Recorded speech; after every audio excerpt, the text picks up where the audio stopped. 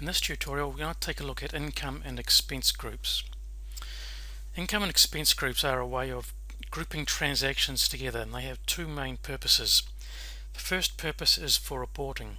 So if we want to know how much did we spend on repairs last month, if the transactions were categorized correctly into the repairs transactions, then we can easily pull that out of our reports.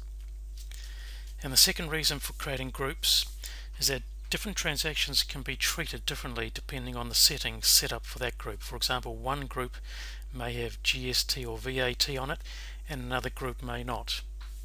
So we're going to look at setting up each of these group types. So I'll go to the chart of accounts. I've got a bunch of income and expense groups, but I'm going to use the add button to add a new one. I'm going to add an income group. If you're interested in assets, liabilities and equity, there's a separate video you can watch down here which shows you how to set those up. That adds more complexity. If you don't know how to use assets, liabilities and equity accounts, it's probably best to stick with just income and expenses. So let's look at the income group first. Now on the screen here you'll notice a bunch of these little eyes, eye icons. As you hover over them, they give you a brief description about what each of these fields mean. So if you're getting stuck, just have a quick read of this. I'll go through each of these fields one at a time and give you some details about what they actually mean. First of all, the code and description. This can be whatever you like. So I might enter rent. The actual value here is not actually that important. It's really just for you so that you can easily find it, so it makes sense for you when you go looking for it later. The next one down here is this transaction taxable? And this refers to end of year taxes, not GST or VAT type taxes. So we get to, if it's ticked, then this transaction is taxable and should be included in our end of year tax reporting. This only includes a couple of graphs, so it's not a major impact, just a few reports, I should say. Next, should we exclude this transaction from cash flow analysis? Cash flow is basically money coming into the business and money going out. And sometimes you'd want to exclude certain transactions from that. For example, if you're transferring the money from one business bank account to another business bank account, you probably want to exclude that from cash flow analysis because otherwise it could skew your numbers. This only affects the cash flow graph and the cash flow report. Another similar one here is, do we want to exclude these transactions from the profit and loss reporting? Again, that's one of the reports, and if we tick this, it will exclude these transactions from that report.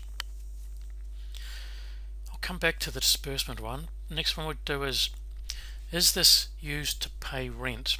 In other words, when I select this group, do I need to select a tenant and allocate it to their overdue rent balance? So if the income group is rent, then it probably is used to repay rent. Another similar one here is this group used to pay back the extra charges that we have charged to a tenant? So an extra charge is an amount that gets charged to the tenant on top of their normal rent. For example, we might be charging additional for some utility charges. And if I tick this group here, then anytime I record income in this group, I'll need to select the tenant that it belongs to, and this will be used to offset against the balance that is owing on their charges. There's a separate tutorial which talks about extra charges if you want more details on that. The next one down here is the tax rate. Now this applies to GST or VAT type taxes. If there is no GST or VAT, then we can just leave it at 0. But if we do want to charge a rate like maybe 15% GST in New Zealand, then we can put the actual rate of GST in there. A similar one down here is exclude from transaction tax reporting. So again, that's GST or VAT type taxes. Up here we might be setting the rate to 0, which means that we're not going to be charging an amount, but we want to exclude it from the GST or VAT reports. Otherwise it might go through as a 0 rated transaction. So there are some transactions we just don't want to include on our GST type reports. And the last one down here is we can tick this if we actually want to close this group altogether. We can't delete a group that has already been used, but what we can do is we can close it, and then what that means is we can't add any further transactions to that group. So that's the last one up here is the exclude from disbursement calculations. Now when we receive income and we allocate it to a property, that income normally gets charged a fee. Like if we receive rent, we charge a fee to the property owner and we pay that money back to that owner, less the fee. If I tick this box here, then it gets excluded from the disbursement calculations altogether. So it's like this transaction never happened. There'll be no fees charged on it and the owner won't be paid any money. There's a second tick box down here that relates to the first one, and that's the pay to owner.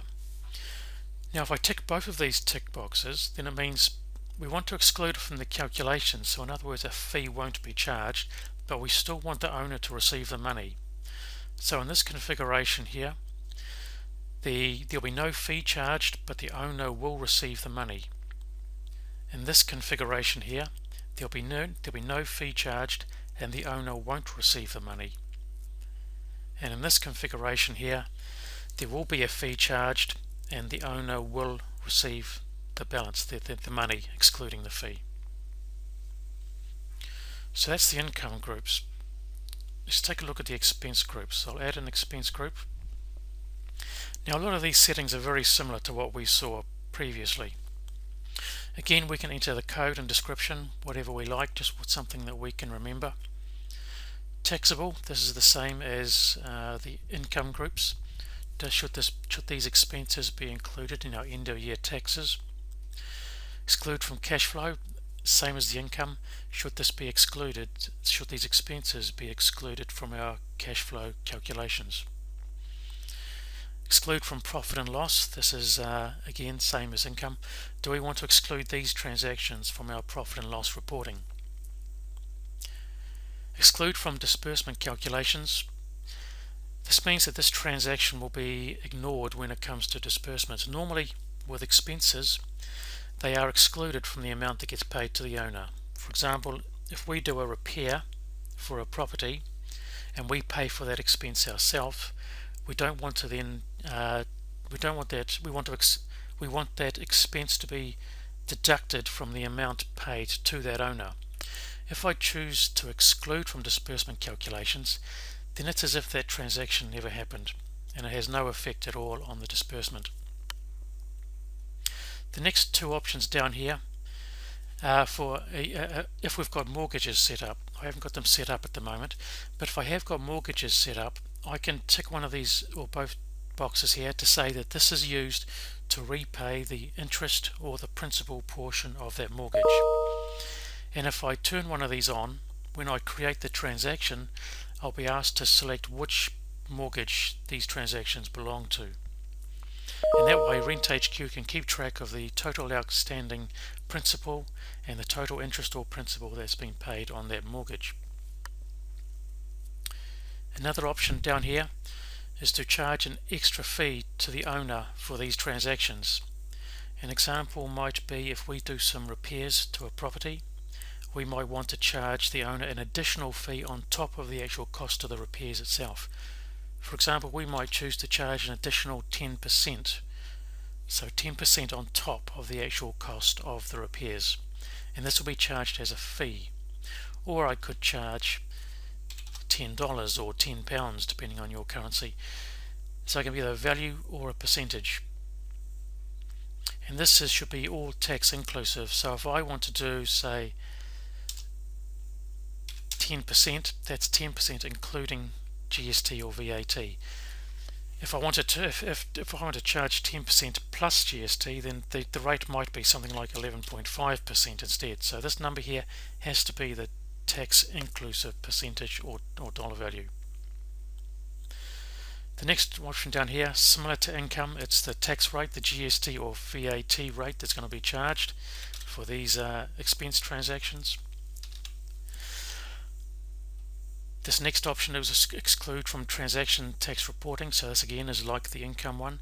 Do we want to exclude it from our GST or VAT reporting so it doesn't get included as a zero rated transaction? And again, we can close this expense group if we no longer want to add more transactions to it. So that's how we add all the income and expense groups. Let's just take a quick look at where they get used. If I go to the cash book screen and I add a transaction, this is where I choose the expense, income or expense group to use. And just quickly, if I choose rent, you'll notice down here I get to select the tenant this transaction belongs to. If I choose a different group like miscellaneous income, you'll notice that the tenant selection disappears. So that's a detailed look at each of the settings on the income and expense groups.